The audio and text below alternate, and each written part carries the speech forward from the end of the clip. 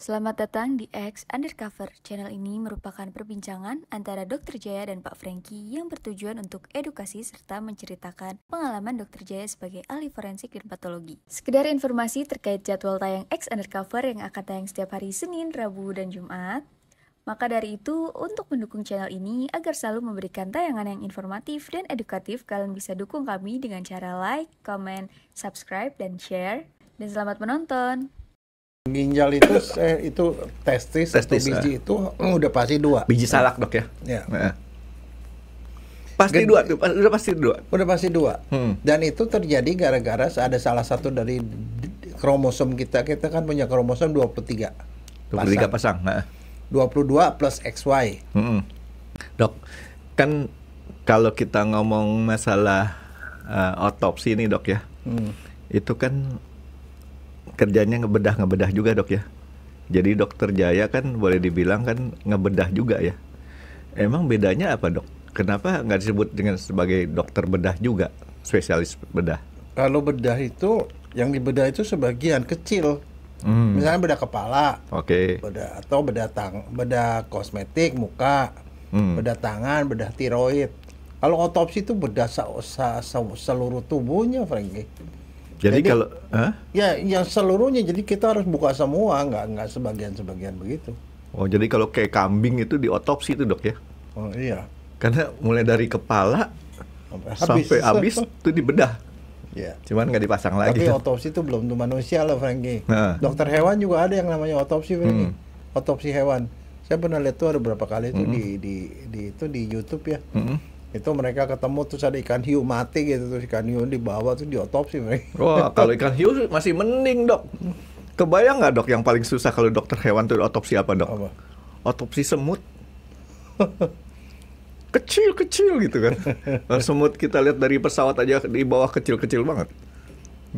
Nah tapi saya sih ngeliatnya gini, dokter Jaya sebagai yang melakukan otopsi ini resikonya lebih kecil daripada dokter bedah ya? Enggak.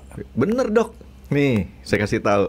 Dokter bedah punya resiko pasiennya meninggal. Dokter Jaya kalau lagi otopsi ngebedah nggak ada resiko pasiennya hidup lagi dok. Jadi lebih kecil, dia kan betul kan? Mana ada dokter Jaya ada pasien di otopsi jadi hidup lagi?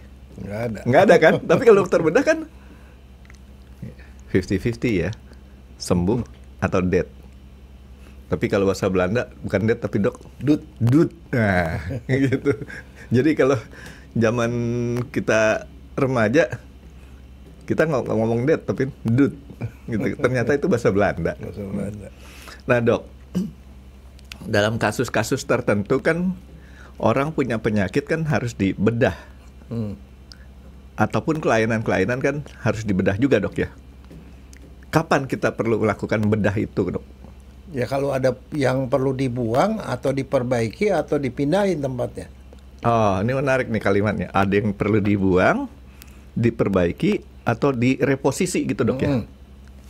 Ya. Itu ya? Saya punya kawan, itu ada 2 kawan saya nih dok. Yang pertama adalah punya ginjalnya 1. Ya. Bawaan tuh ya? Apa? Bawaan. Udah meninggal. Yang satu lagi, ini beneran.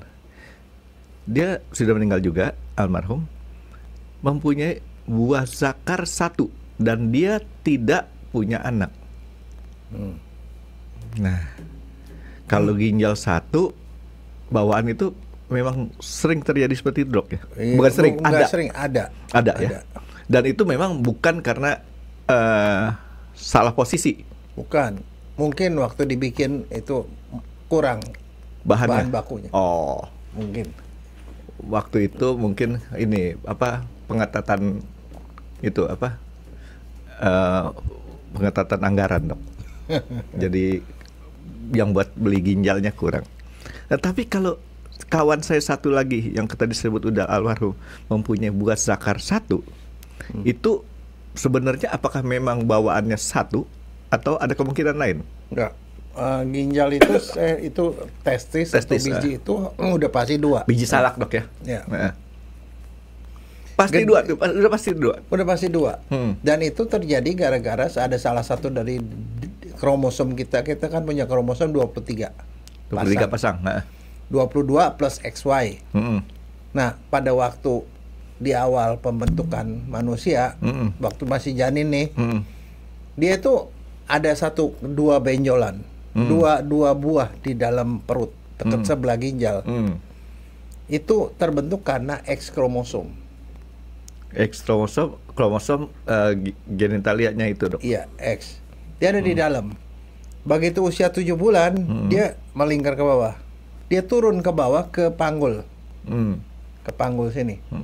Kalau perempuan udah netep aja di situ. Dia jadi ovarium.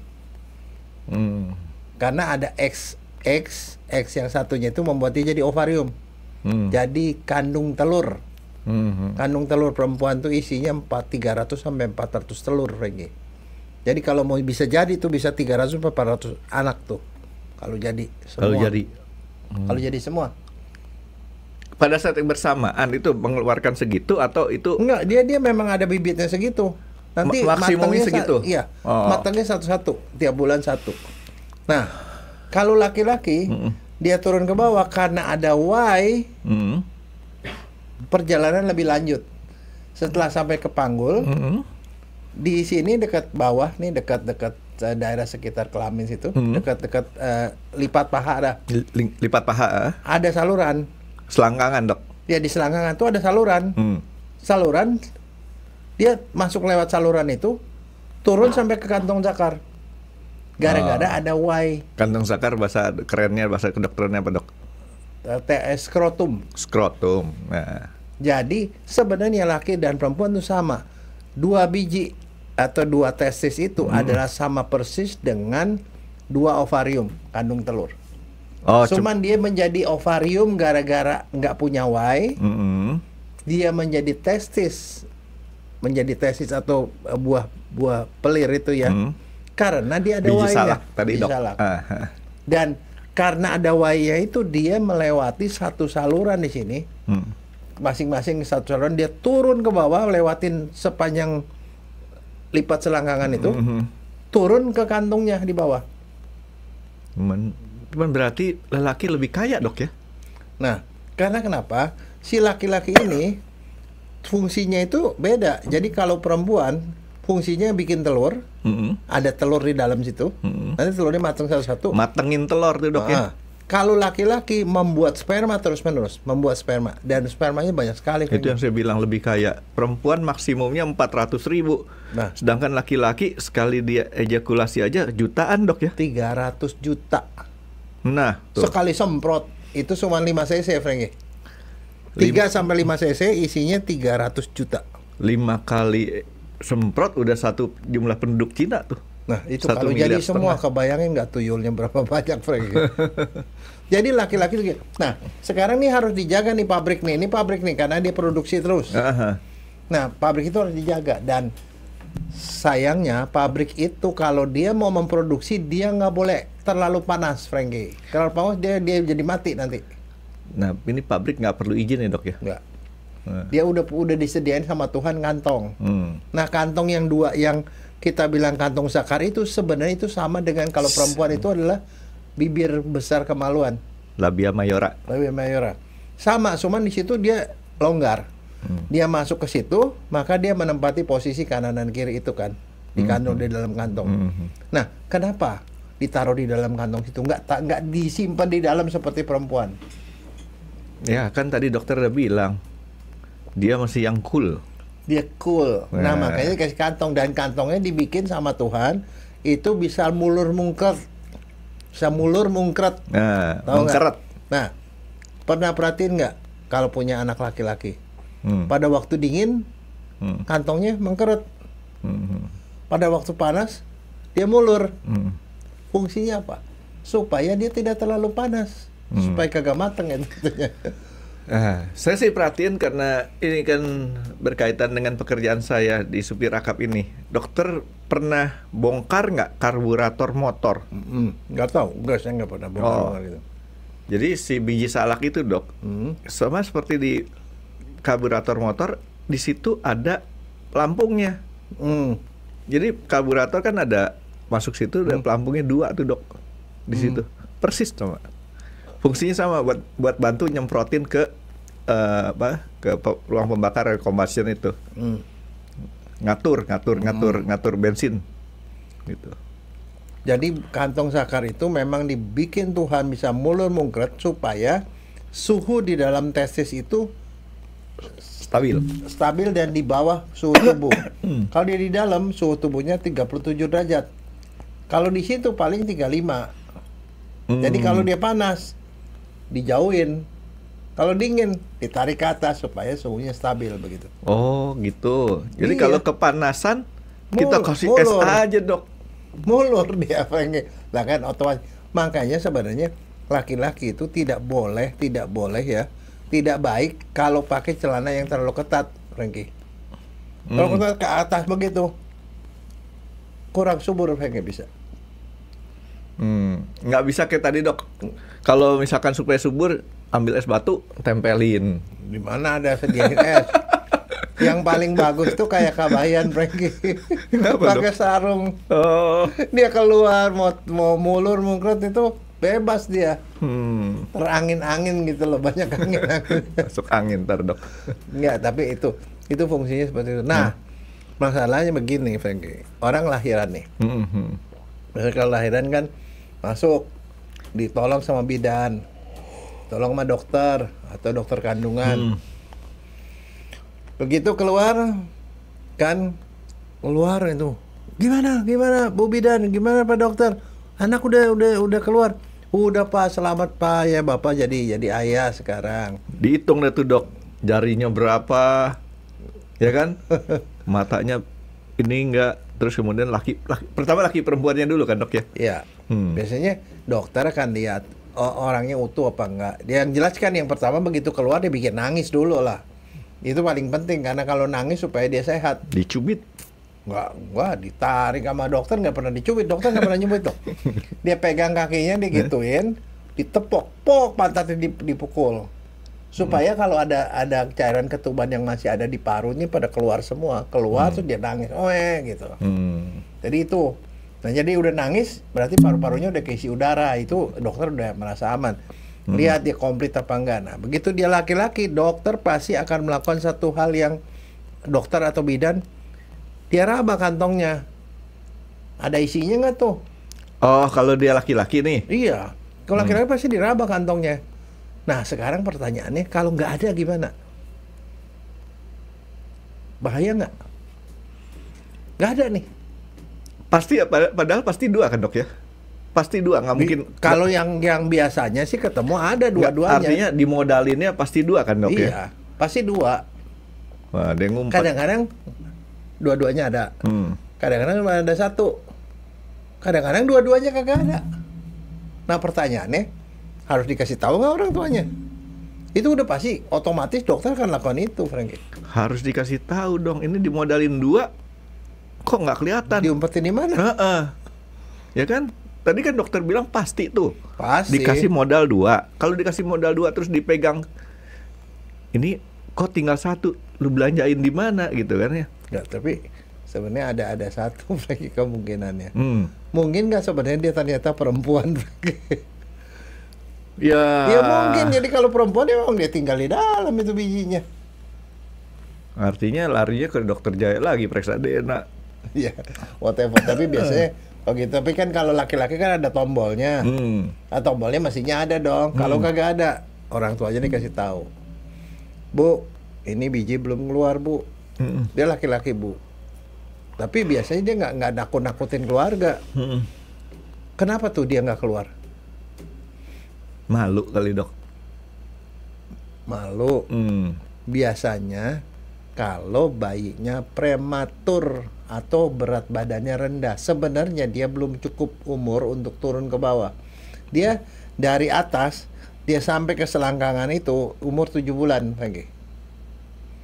Setelah itu 7 bulan terus sampai 9 bulan dia turun ke bawah sampai ke kantong. Jadi kalau dia prematur atau dia belum waktunya keluar, kan sekarang kan orang anak-anak suka-suka dilakukan itunya melahirkannya gara-gara seksio. Kadang-kadang seksio baru 8 bulan. Kadang-kadang 7 bulan udah dikeluarin. Milih hari, Dok. Nah, dia belum turun ke bawah, belum waktunya. Jadi kemungkinan dia sampai nggak ada bijinya itu cuma sekitar 3-4% doang, 3-5% lah dari seluruh kelahiran. Jadi dari 100 orang yang lahir ada 3 atau 4 yang belum keluar pada waktu itu. Tapi kalau dia prematur 30% jadinya. 30% bayi prematur itu tidak ada bijinya. Jadi kalau bayi yang cukup umur kemungkinan itu kecil sekali, Dok, ya? Iya, karena dia udah jalan, udah sampai ke tempatnya. Itu yang namanya dia migrasi dari dalam keluar sampai ke kantong. Karena seharusnya seperti itu. Terus gimana? Apa yang mesti dilakukan kalau misalnya itu terjadi? Dan itu kalau 30% lumayan sering loh kalau orang-orang prematur. Apa yang mesti dilakukan selain dikasih tahu sama dokter? Dirawat. Nggak usah. Sama dokternya? Nggak kenapa-napa. Dalam tunggu aja, dia bilang nanti kan kontrol 1 bulan. Kan pasti kontrol. Mulai lihat bijinya udah keluar belum? Belum. 2 bulan, 3 bulan, biasanya 3 bulan dia keluar sendiri. Keluar sendiri. Iya, jadi, karena memang ada saluran dari perut lewat selangkangan sampai ke kantong itu. Jadi artinya tuh nggak diapa-apain. Jadi nggak usah khawatir kalau anak nggak ada bijinya. Ya kan kadang-kadang kan ini dokter waktu maminya anak-anak itu kan hamil. Hamil dia kan perutnya kecil. Banyak orang bilang, wah ini bagus nih, kecil di dalam tapi gedenya di luar. Gedenya di luar dia bilang. Berarti itu sama kasusnya seperti itu ya, kira-kira ya. Nanti kalau udah gede di luar dia otomatis yang belum matang-matang semua dimatengin itu ya. Iya. Dia hormon lah yang membuat dia turun ke bawah. Karena dia masih belum terlalu cukup umur, dia belum turun ke bawah. Sebenarnya didiamin biasa 3 bulan sebagian besar tuh sudah keluar. Kalau 6 bulan mestinya udah keluar. Nah, kalau 6 bulan belum turun juga, baik 1 maupun 2, dua-duanya, itu adalah saatnya mesti ngomong ke dokter. Dok, ini mesti diapain, Dok? Karena ada batasannya. Selewat 1 tahun ada bahayanya. Belum turun. Nah, itu teman saya itu, Dok. Nah iya, dia berarti kan dia udah lewat setahun gak diapa-apain orang. Iya, gak diapa-apain orang tuanya. Padahal mestinya diapa-apain. Artinya ilmu pengetahuannya ini nggak nyampe ke orang tuanya nih, Dok.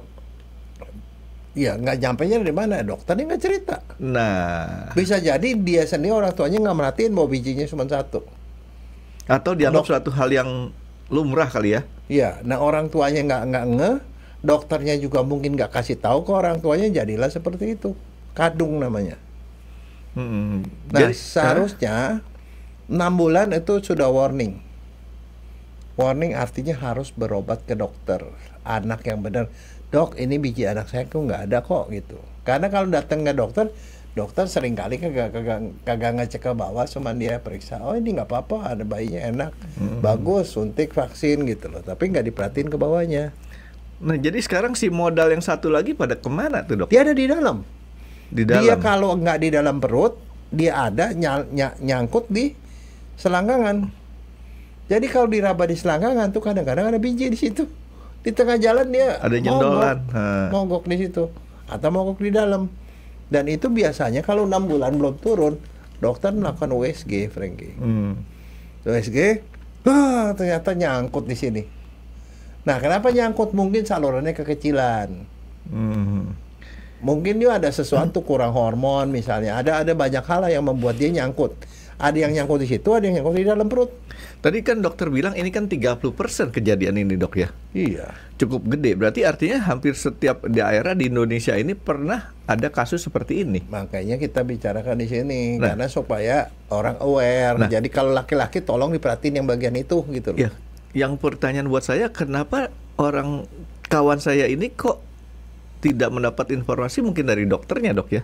Ya mungkin dia lahirannya di Dukun Paraji barangkali. Mana kita tahu? Orang saya aja, saya lahir sama dokter, bukan sama bidan. Bidan murni. Saya hafal tuh, Dok, bidan murni yang dekat Bukan Husada sih, Mangga Besar apa sih namanya? di Rumah Sakit Mangga Besar deh. Rumah Sakit Mangga Besar apa namanya, Dok? Husada kan yang di Husada yang di Sumber Waras kalau yang di Grogol mah ya. Husada betul yang Mangga Besar ya. Ya jadi di situ kalau dia tidak ke dokter mungkin bidan nggak ngeh gitu, Dok ya. Nggak ngeh. Tapi sebenarnya mestinya sih dia otomatis begitu lahiran laki-laki langsung dipencet di situ gitu loh. Kalau nggak dia kan ibunya kan di rumah kan pasti mandiin, mesti tahu Dok tuh. Ya, kemungkinan dia tahu, tapi mungkin karena dia memang orang dari daerah Jawa Tengah, Dok. Jawa Tengah, bukan kota yang besar banget ya. Kemungkinan ya, ini cuman dari penjelasan Dokter Jaya, kemungkinan lahirnya pertama tidak di dokter, informasi itu tidak cukup untuk memberikan informasi kepada orang tuanya, dianggap suatu hal yang ya ini ya sudah gitu, takdir. Tapi bisa juga waktu dimandiin si ibunya nggak pernah mandiin, dikasih aja babysitter atau apa, dia mah nggak peduli sama begituan. Mau pasti satu, mau dia dua, orang atau tuanya mandiin, tapi mungkin dia tidak tahu. Tidak tahu atau mungkin juga tidak pernah ngecek daerah situ. Kemungkinan, kalau menurut saya kemungkinan terbesarnya dia nggak tahu, Dok, bahwa ini ada satu hal yang harusnya bisa dikomentari, kemukakan ke dokter untuk diperbaiki, sehingga dianggapnya satu yang ya udahlah kita terima nasibnya anak kita punya biji salaknya satu. Kemungkinan, Dok ya. Nah sekarang pertanyaannya gini, seandainya tuh bijinya ada di dalam, oke lah, misalnya punya mungkin sekian ratus juta selnya itu, terus ya di dalam ya mungkin ada yang rusak dan segala macam. Sebenarnya kenapa? Ada bahayanya nggak sih kalau dia nggak keluar? Nggak turun? Bukan nggak keluar, ya, nggak turun. Kalau saya punya pemikiran, karena tadi kan untuk menghasilkan sperma yang subur itu kan harus kondisi temperaturnya kan bagus. Ya dia tidak subur, jadi laki-laki. Itu yang terjadi sama teman kamu. Ya itu nggak punya anak deh. Ya, jadi salah satu alasan kenapa itu harus jadi perhatian adalah masalah soal keturunan, kesuburan. Tapi bukan cuma itu. Ada satu lagi masalahnya. Ini faktor yang boleh dibilang nggak terlalu bahaya lah, Dok ya. Masalah keturunan doang kan ya. Kata siapa? Kalau orang Batak bahaya atau marganya hilang, bro. Oh iya. Enak aja. Orang Cina juga. Iya. itu masalah itu modal. Kalau bapak saya bilang ya modal tuh, katanya itu modal. Tapi bahaya yang lainnya apa, Dok? Dia di dalam, karena di dalam kondisi hangat-hangat begitu, dia mengalami kerusakan sel dan dia jadi kanker, Frankie. Risiko kanker pada orang, potensi jadi kanker testis. Tapi tidak selalu kan? Enggak, kanker testis, jadi kanker pada biji. Nah, pada orang normal yang diturun di bawah itu, risikonya cuma 0,3%. Kalau dia itu, dia jadi 0,9%, 0,7%. Jadi 2,5 kali lebih. Jadi resikonya itu. Dan satunya lagi, ada kemungkinan karena dia ada di atas, masih ada tongkatnya nggak terfiksir, dia bisa twisting, terpelintir, dan tiba-tiba dia mengalami gejala seperti orang kena usus buntu, harus operasi segera. Itu resikonya. Oke. Nah, ini, Dok, si biji salak tadi ini, Dok. Kan kalau kita menderita, misalkan contoh nih, ada barang-barang ataupun ada gumpalan darah aja di sini kan. Kan kalau kita diemin aja kan itu diserap lagi sama badan, Dok ya. Nah, itu si biji salak tadi, si testisnya tadi itu tidak diserap sama tubuh. Itu kan organ. Bukan benda asing. Kalau darah itu kan benda asing. Dia memang benda yang ada di situ, cuman dia ada di tempat yang salah. Jadi kalau soal kesuburan sih sebenarnya ya itu sering dijadiin alasan, tapi itu ya. bukan alasan utama. Dokter harus intervensi. Yang dokter takutin itu adalah masalah tadi yang tadi. Dia bisa mengalami torsio, melintir, atau dia berubah jadi kanker. Itu yang menjadi concernnya dokter. Makanya dia harus ke dokter. Nah, kapan batasan waktunya? Biasanya dalam waktu 3 bulan dia udah turun. Ditunggu sampai 6 bulan. Kalau 6 bulan nggak turun, itu harus berobat ke dokter anak. Pertama langkahnya ke dokter anak. Iya, wait and see dulu sampai 6 bulan. Kalau 6 bulan belum turun, itu something wrong. Mungkin perlu intervensi. Biasanya dokter akan nunggu sampai 1 tahun. Nah itu bisa kasih, kalau misalkan nggak turun waktu dia 6 bulan nih dok, bisa nggak ada dikasih obat-obatan doang untuk perangsang dok supaya dia turun? Dulu ya, saya nggak tahu, tapi di sini mungkin ada beberapa yang masih menganut dikasih hormon, Frankie. Ada hormon yang kemudian bisa dikasih tuh dalam waktu 6 bulan sampai 9 bulan itu, atau sampai 1 tahun ya, dikasih hormon. Kalau pada beberapa gara-gara hormon itu bisa turun. Tapi penelitian terakhir ya dari Amerika dan lain-lain ya, itu mereka katakan bahwa yang namanya terapi hormon itu tidak begitu efektif. Yang harus dilakukan adalah mereka sebaiknya dioperasi. Dioperasi, direposisi supaya dia turun ke bawah. Dan operasinya itu ringan. Jadi yang operasi itu adalah dokter urologi anak namanya. Sama dia kalau dia ada di saluran di selangkangan, salurannya dibuka, operasi kecil aja, tapi anestesinya umum, karena ini bayi kan. Dibuka salurannya, diturunin ke bawah, udah diikat, udah, dia nggak bakal naik lagi. Satu. Yang kedua, kalau dia ada di perut, dia terpaksa namanya laparoskopi, dibikin lubang 3 biji, diambil, dioperasi, cuman lubang doang, bukan dibelah ya. Lubang, lewat situ dioperasi, dikeluarin ke bawah. Jadi biasanya katanya ada 2 kali operasi, dari dalam perut dibawa ke selangkangan itu, habis itu baru ke bawah. 2 kali operasi. Jadi tetap ketemunya, judul-judulnya ketemu dokter bedah juga nih dok ya? Iya, tapi itu nggak usah khawatir karena operasinya ringan. Walaupun anestesi umum, pada 1 hari yang sama dia bisa pulang ke rumah. Jadi tidak perlu rawat inap karena itu operasinya ringan dan itu termasuk biasa-biasa aja.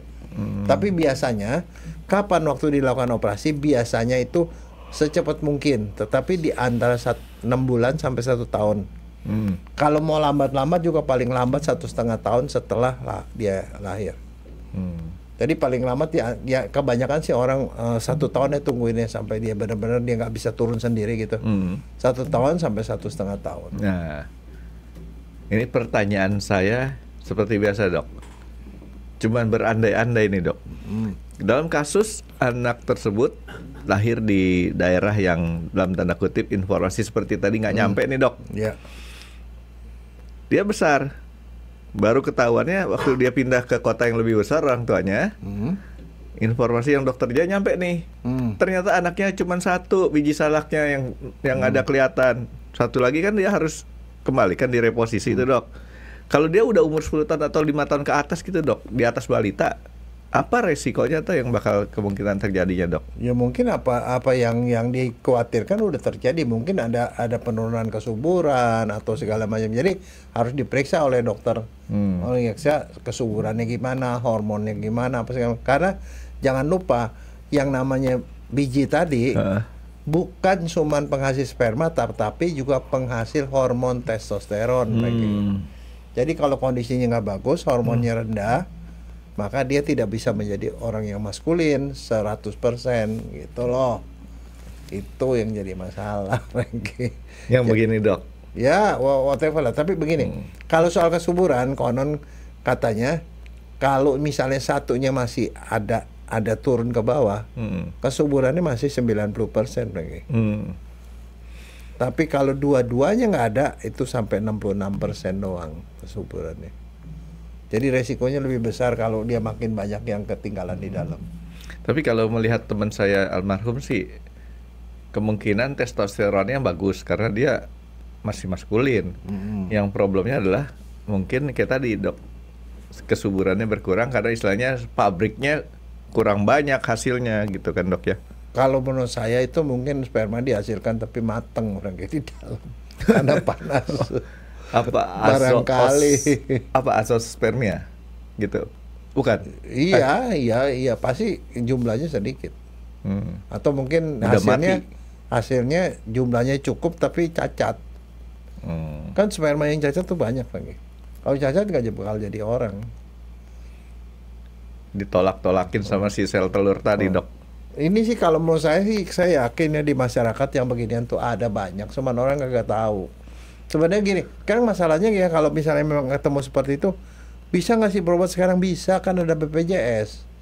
Pergi ke dokter umum juga pasti tahu, kemudian dikirim ke rumah sakit, dikirim ke dokter anak. Iya, kalau kita berkaca dari 30% dari kelahiran prematur nih dok ya, jumlahnya kan nggak sedikit dok. Iya. Kita ngomong masalah kalau statistik tuh 5% aja udah banyak.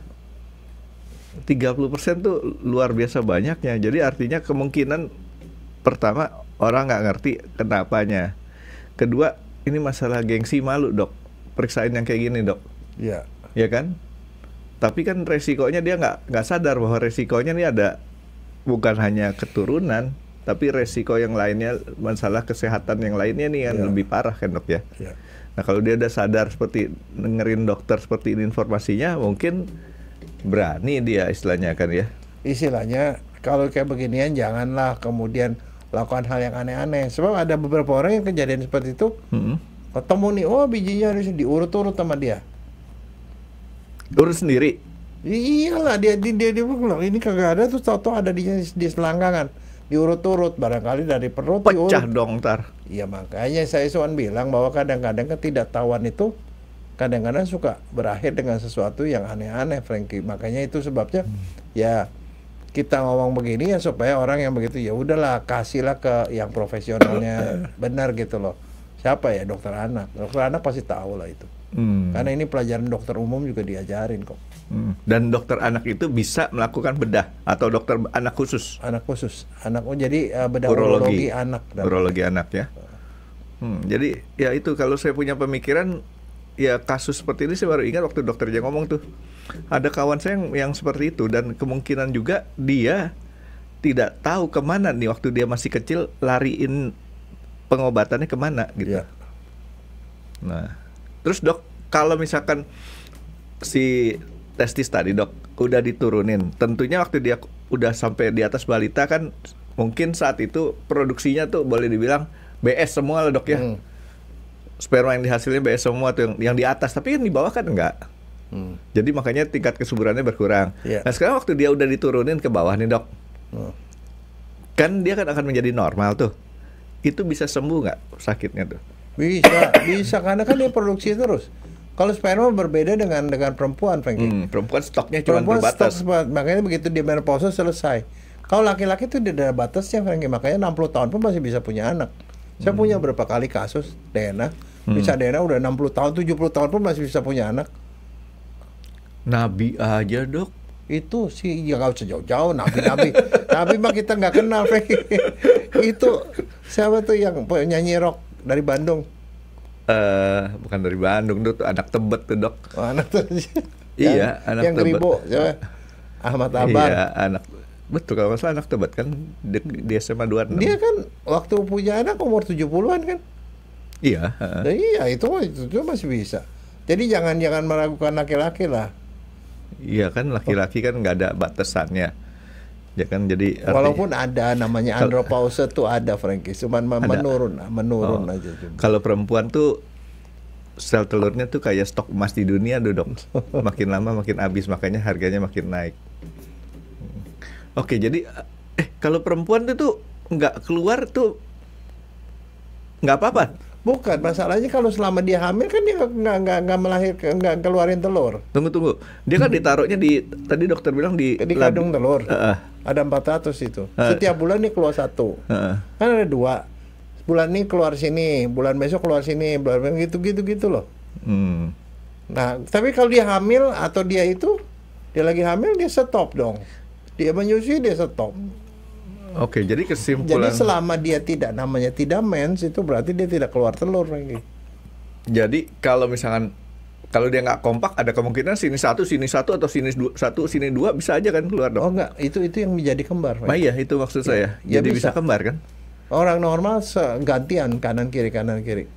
Ini lagi yang satu kiri kebelet pengen keluarin, yang kanan kebelet pengen keluarin. Turunan, Frankie. Makanya dibilang turunan. Jadi kalau punya keluarga istri yang ada yang kembar, anak kita kemungkinan kembar juga anaknya. Iya. Gitu. Nah, tapi kalau laki-laki dia harus turun ke bawah.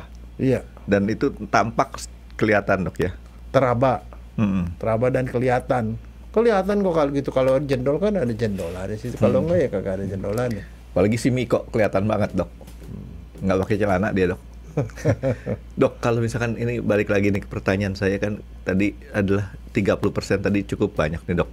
Nah 30% ini sekarang yang kebetulan istilahnya udah dewasa banget nih dok, itu masih bisa diturunin dioperasi? Dioperasi sih bisa, cuman efektivitasnya nggak semaksimal kalau dia sedini mungkin. Kalau sedini mungkin kan dia artinya belum ada sampai ke kerusakan dan lain-lain. Kerusakannya masih lebih ini ya. Tapi paling nggak kan gini dok, oke lah masalah faktor keturunan kita nomor 2-in. Resiko terhadap penyakit yang tadi, kankernya maupun apa tadi yang twisting itu tadi dok, torsio, nah, itu kan menjadi lebih kecil resikonya dok ya. Paling nggak kan fungsinya di situ dulu. Karena kalau kayak tadi dokter bilang torsio twisting tadi, itu akibatnya fatal. Mati, bisa mati, itu sakit tuh kayak saya bilang kayak usus buntu. Sakit banget. Sakit luar biasa. Nah itu dia. Ya kan paling nggak kan nyelamatin dia. Nah itu, nah artinya kalau dia ada di dalam, masih di dalam perut nih dok ya. Olahraga tertentu kan dok yang aman buat dia berarti ya? Atau enggak juga ya olahraga? Enggak ada sih. Enggak ngaruh. Enggak. Orang itu juga kalau dia habis dioperasi begitu ya diturunin itu bijinya. Dia cuman ada pembatasan olahraga, pembatasan aktivitas tertentu yang merangkak itu nggak boleh dulu selama 2 minggu biasanya. Nggak ada masalah. Operasinya operasi kecil juga, bukan suatu yang ribet. Cuman kalau dia udah dewasa nggak lari ke dokter anak, bedah urologi anak dong ya? Iya. Kemana tuh dok? Ya dokter urologi. Urologi biasa, bukan urologi anak. Bisa nggak dia ke dokter umum aja dok? Dokter umum udah pasti dirujuk. Oh pasti dirujuk lagi ke tempat rujukannya tadi ya. Dokter urologi banyak nggak sih dok? Lumayan, sekarang sih udah lumayan banyak. Karena dulu ya dokter urologi itu dia spesialis bedah dulu, 3 tahun, baru mendalami urologi lagi 2 tahun. Sekarang dia bisa langsung jadi dokter umum, langsung jadi dokter urologi. Nah, langsung, jadi sekolahnya langsung 3 tahun doang udah jadi. Akselerasi. Tapi hati-hati dokter. Tapi kalau dulu tuh itunya apa? Gelarnya panjang, Franky. SPBU, bedah urologi, atau SPB, SPBU. Kalau sekarang SPU doang. Kalau SPBU mah banyak dok. Di mana-mana juga ada. Franky, modalnya gede. SPBU ya pakai 2 pompa juga cukup dok. SPBU mah langganan saya, kalau kehabisan bensin mampir. Dok, kalau urologi anak banyak nggak? Dikit. Nah itu mungkin yang nggak ada alasannya. Dokter bedah biasa juga bisa, bedah digestif juga bisa kerjain. Oh, jadi dokter bedah tuh bisa kerjain. Cuman ini kan kalau sekarang kan udah sub artinya gitu. Kalau kita bicara yang memang di situ ideal ada urologi anak, ya urologi anak lah yang sepantasnya ngerjain. Tapi dalam kasus-kasus tertentu yang dimana istilahnya nggak memungkinkan ada dokter urologi anak, spesialis boleh bedah biasa ya, juga bisa. Bedah biasa. Kalau bedah biasa nggak bisa, ada dokter biasa pun kalau kepaksa juga bisa kali dok ya. Ya bisa aja. Dengan Kalau resiko. dulu waktu zamannya saya, dokter umum itu di Indonesia ada dokter seumum-umumnya. Seksio boleh, ngobatin kaki patah boleh, apapun boleh, Franky. Namanya di daerah kagak ada dokter lain. Ya, jadi tidak ada rotan akar pun jadi kan itu yang bukan terjadi. ada mame tapi umumnya ya dok ya. Oke dok, jadi agak ngeri juga ya penyakit, bukan penyakit, kelainan dok ya, kelainan itu seperti itu. Nah, selain daripada faktor belum matangnya bayi tadi dok, sebenarnya ada faktor lain nggak sih dok yang menyebabkan orang itu ada kelainan kayak gitu? Katanya multifaktor macam-macam. Ada yang ngomong tapi itu belum sangat kuat buktinya ya. Katanya kalau ibunya kencing manis itu resikonya. Terus kemudian ibunya perokok, ibunya alkohol, nah itu salah satu faktornya. Satu lagi penyakit keturunan, Franky. Ada keluarganya yang kayak gitu. dari bapaknya atau dari ibunya yang seperti itu, jadi turunan dari dua belah pihak itu ada, itu resiko. Ya makanya, cuman kalau di dalam kita punya kebiasaan kan orang Asia nih dok, kalau istri lagi hamil, suami jangan macam-macam deh. Yang bakal bisa disalahin tuh suaminya tuh kalau kayak gitu. Lu dulu ngapain getok-getok? Nih anak jadi begini gitu kan. Enggak, tapi ada beberapa katanya obat-obatan yang dikonsumsi ibu selama hamil tuh bisa bikin begitu. Oh, jadi ya itu ya faktor resiko aja, kita diduga itu ada pengaruhnya begitu. Oke. Jadi sebenarnya di luar yang paling umum terjadi kalau dia lahir prematur. Tetapi di luar daripada itu juga masih bisa diperkirakan ada sebab-sebab lain, terutama kesalahan pemakaian obat nih dok ya. Obat, alkohol, rokok, sama kencing manis katanya. Oke. Ini kira-kira dok ada himbauan nggak dok untuk orang-orang yang mungkin istilahnya mempunyai kelainan seperti tadi? Bukan punya kelainan sih sebenarnya, siapapun yang punya anak yang laki-laki begitu lahir itu harus dicek bijinya lengkap kak. Kalau nggak lengkap tunggu aja sampai 3 bulan, 6 bulan. Kalau 6 bulan belum turun juga ke dokter. Itu aja. Sebenarnya yang paling penting adalah sedini mungkin intervensi dokter. Itu semakin baik buat si anaknya gitu. Tapi kalau yang udah dewasa dok, ya tetap aja dokter? Ya bawa aja ke dokter. Tapi maksudnya bahwa itu adalah sesuatu yang sebenarnya bisa diperbaiki begitu. Kalau operasi seperti itu mahal nggak sih dok kalau di luar daripada BPJS? Waduh, saya nggak tahu. Tarif kan tergantung, Franky. Kamu beli nasi uduk kalau di pinggir jalan cuma 10.000, 15.000 dapat. Tapi kalau di restoran adanya berapa? 150.000, Franky. Kamu nggak bisa ngomong tarif. Kecil lagi dok.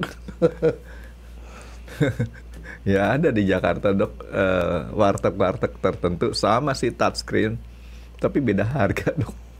Touchscreen. Makanya jangan ngomong harga, Franky. Makanya kan saya bilang kan, kalau soal harga tuh nggak ada yang mahal, Franky. Iya, yang ada itu dok ya. Duitnya kurang dok.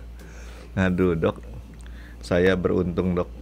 Saya nggak pernah bawa duit lagi dok sekarang dok. Kamu saya pulang ngecek di rumah, bijinya ada 1 atau 2 mereka. Jangan cuma anak nih cekin sendiri, jangan-jangan cuma 1. Temen kamu mungkin nggak tahu loh kalau itu 1 tuh normal loh, normal apa enggak? Dia berpikir dia normal. Nah ya justru itu kan artinya kan yang namanya kan tergantung nilai normalnya. Dia ngomong ke saya tuh santai aja, dia nggak. Saya cuma mikir, oh ternyata ada yang. Enggak, tapi dia masih untung loh, dia tahu kalau orang lain punyanya 2, dia punya 1. Kan bisa aja kan di saking kupernya tuh dia nggak tahu. Orang itu punya laki, dia ngotot laki tuh punya 1, kenapa 2 gitu kan? Enggak, dia tuh teman golf saya dok, jadi dia tuh ngomong, aku tuh punya 1 katanya. Tapi sekarang baru saya tahu, dulu. Tapi kamu nggak nanya, kamu hilangin kemana gitu? Enggak, yang kayak gitu agak sensitif dok, jadi saya nggak mau kurang akrab. Cukup akrab sama dia orangnya. Masalahnya orangnya santun banget, udah kayak priai dok, orang Jawa gitu, udah kayak priai. Jadi saya kalau ngomong yang sesuatu yang agak terlalu jauh gitu, khawatirnya dia tersinggung gitu kan.